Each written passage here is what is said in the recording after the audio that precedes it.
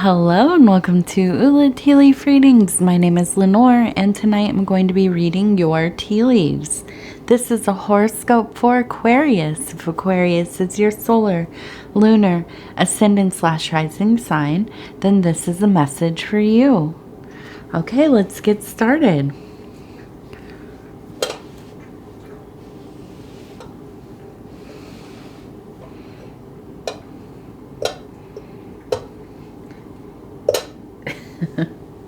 Didn't get that pop I usually like to hear. Okay, let's see what do these tea leaves have to say.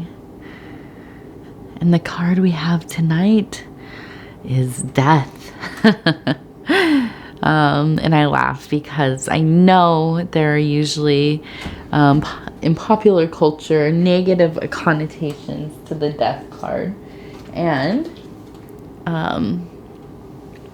I'm here to tell you that while it can symbolize difficult things, it is also a beautiful symbol of death and rebirth and ending, not always to good things, often to things that do not serve us any longer.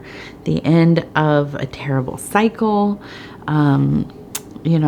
the fear that comes in an unknown about an ending that ends up being a wonderful, blessing, and just change in general, right? Going from one thing to the next can kind of feel like a death. Okay. So,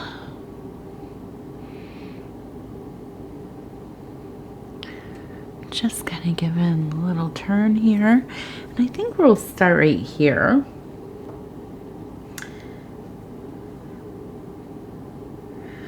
Okay, and usually I don't start with this one, but let's keep it as steady as possible. You can see that there is a bit of a angry face there. And it's right in the tea, so it is moving around. So hopefully by the time we get back to that, the angry face will have subsided. But kind of sad, kind of maybe, feeling some anxiety. I want to see what are we looking at? Okay, so we have a person here with their arm raised. Okay, and I see here an arm, and it almost looks like it's an arm reaching out of a cloud, okay, and it's holding a flower. So what this tells me is that there is some kind of there's some kind of anxiety going on. Okay, there's a fear. It feels like there is kind of a it's like an old pain and old fear that has kind of returned. Kind of like a storm blowing in, right? And I think this is kind of a shift that happened quickly. I think this put you in that kind of grumpy face, a little bit melancholy, a little bit on edge. I think that you probably know exactly why. And I think, if you've ever lived somewhere where big storms roll in, where there's a lot of open space, it gets humid, and then suddenly a storm is coming in and the cool air from the front of the storm pushes through and the winds come in and everything kind of suddenly drops the temperature, and it feels strange. It feels like a relief, but it's, there's a lot of anxiety to that feeling because the air almost feels electric, and then it feels stirred up with the cool and the hot air, and those are perfect conditions for a tornado, right? And but then once it has fully set in, usually there is a lot of relief, right? And so I feel that this kind of thing that has returned to you, I almost feel like it's like this feeling of anticipation of like a strong jolt, or that feeling of like the floor just falling out beneath you. A lot of loss, okay?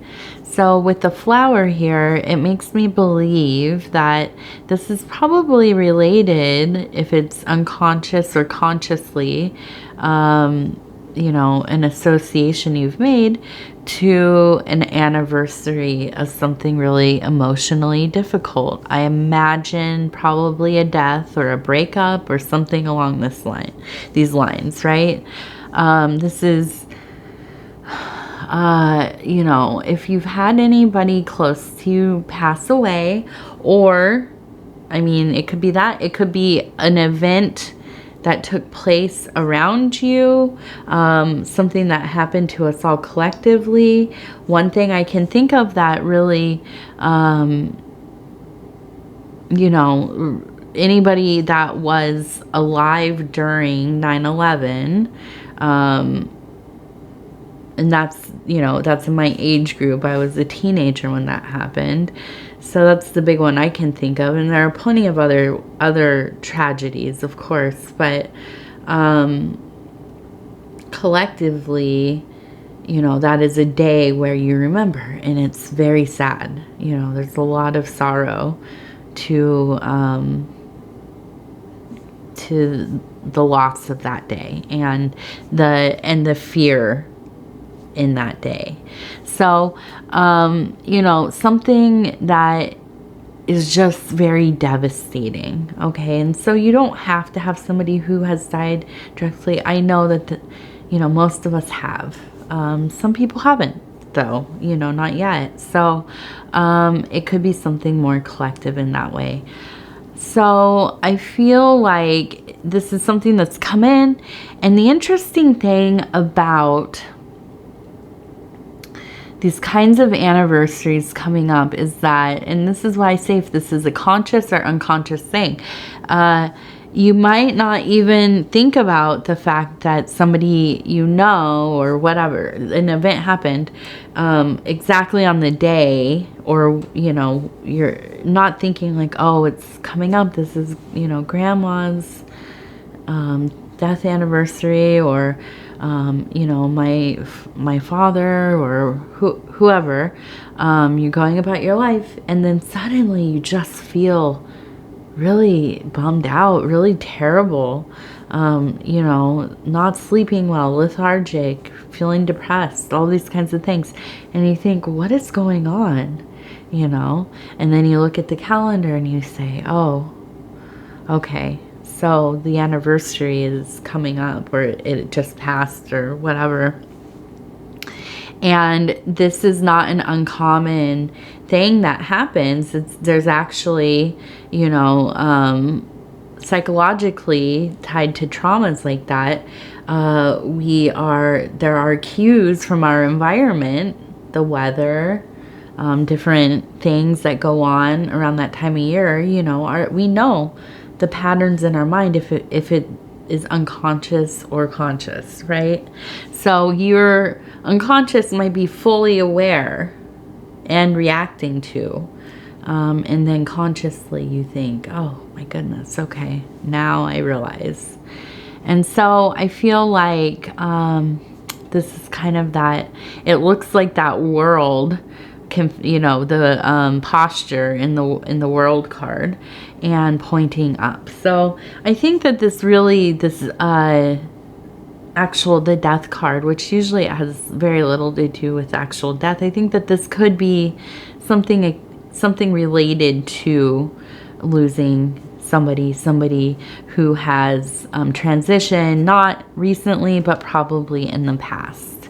And again, it could also be a really, you know, a divorce, a breakup, these kinds of things, because they can also feel very much like a death, the end of a cycle.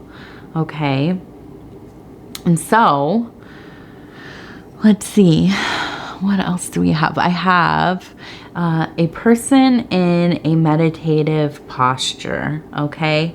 And kind of fragmented, but also I see an angel and an angel here and a fish next to them.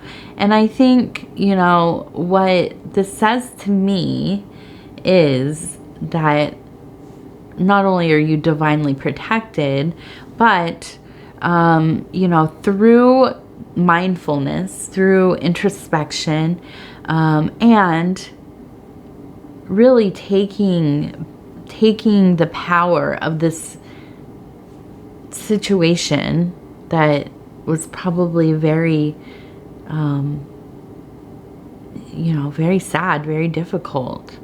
You may still be actively grieving,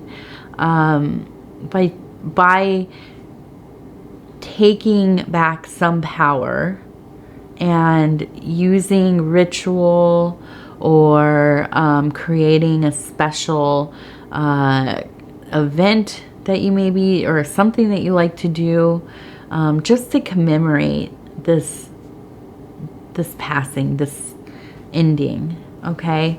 And I think by doing something intentionally, and this is why we have ritual in general, ceremony, ritual, feasts, to commemorate, to celebrate.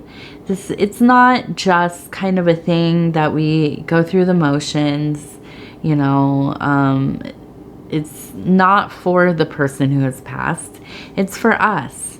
And going through this process, it helps you, I think, deal with the pain of it, because you're expressing it outwardly. You are bringing it into the physical world, and you are doing something to kind of play out a mini allegory, right? And this is part of that death process, this leaving process, and it ties into our own death process. Even if we don't die for many, many years, every death that we encounter, which we do so many, not just human, animals and plants, and, you know, the end of all kinds of things, death is ever present in our daily lives.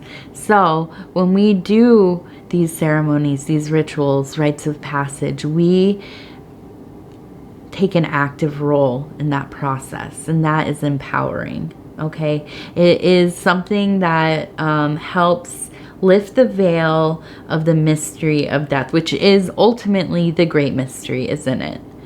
Nobody knows what happens. Nobody knows where we go, or if anything happens at all. It's all speculation. So, you know, we act out these things, these cultural, community rights. Okay, so I think it's important, especially when you are having trouble dealing with a grief, and it can be, you know, prolonged. It could be most of your life. You know, my parents died, and I was not particularly, they were my parents, and I was a child, so I was close to them, but we did not have a very healthy family or relationship. So even still, I still grieve them constantly. I think about my parents all the time. And now, having a child, I think about them even more, because I am now a parent.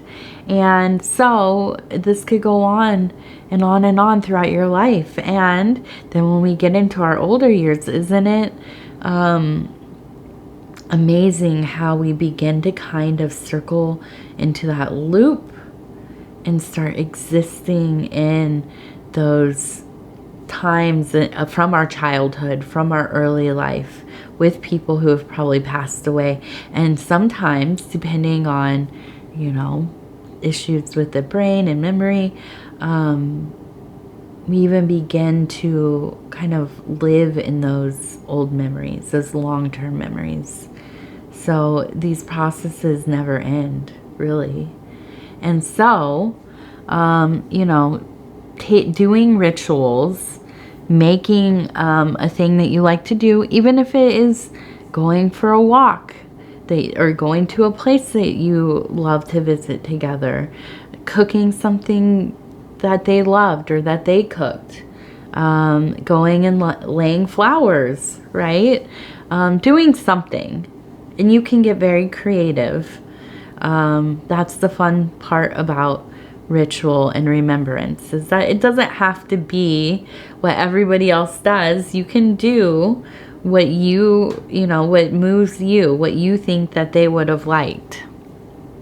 Okay, so now I'm seeing we have a person and we have another person, and then we have, it looks like some kind of animal, maybe a pig, and a person standing over him holding something. So to me, this almost kind of seems like, the gifting of resource, of life, of food and kinship here. And so I think that this might be a good time. And I know not often do we have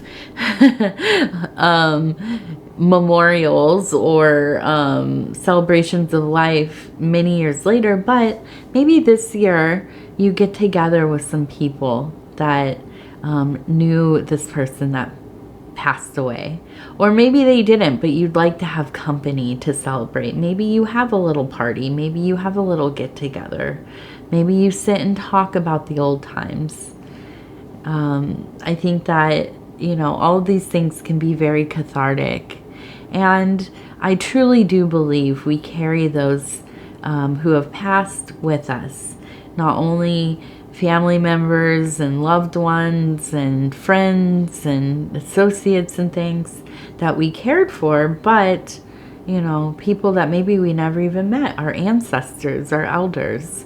And so, these days of remembrance, these beautiful moments where we can commune together and kind of, hold a place for this united net of people who got us to where we are, and they continue to walk with us if they are transitioned or otherwise. And all of that is so important. It really is. We have to remember our dead. Okay, let's see. What else do we have here real quick? We have an anchor. Okay, so I think you're feeling pretty, I feel that you have come into a place where you are feeling pretty solid. You're ready to kind of set some roots down. You're ready to stop kind of moving around. You're ready to kind of get to where you're going and stay for a while. Okay, and I think that this is going to be a wonderful cycle for you. Yeah, it might be a little bit busy and stressful and whatever it is, but I do think that, this is the right thing, and to kind of work on, really making sure that foundational place is solid. Okay, I know we all kind of we build our foundation, and then we start building up our lives, and we continue to do that. Well, sometimes we need to go and check that foundation has not cracked, right? It's not sinking. So I think that this is definitely that kind of focus on the core things. And then I want to look at, it looks like we have another 7 up here. It almost looks like 117 or 17. So if that number is important to you, there it is. We also have a 6 and it looks like maybe a 5, like 65. Okay, so that might be an important number as well. Maybe we have some lottery numbers here. Okay.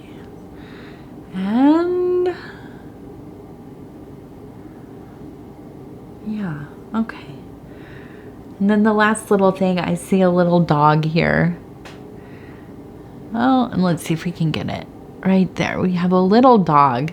And to me, that says, go be with a friend. Go be with somebody who you feel receives you wholly, is not going to judge you, is not judgmental, who is loyal, who keeps your name, who keeps your name protected, you know, all of these kinds of things.